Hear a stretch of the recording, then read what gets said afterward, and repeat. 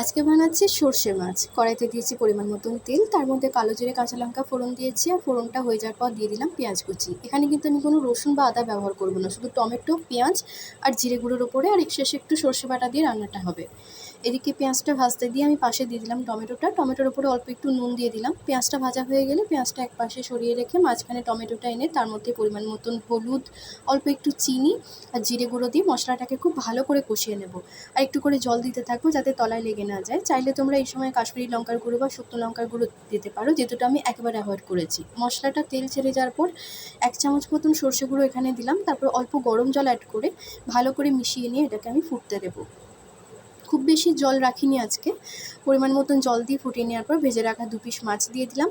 তারপর এটাকে কম আঁচে আমি ফুটতে দেবো, আর যখন দেখবো যে একদম ঠিকঠাকভাবে সবটা কাঁচা গন্ধটা চলে গেছে, তখন ওপর থেকে 1 চামচ মতন কাঁচা সর্ষের তেল আর 2টো চেরা কাঁচা লঙ্কা দিয়ে নামিয়ে নেব।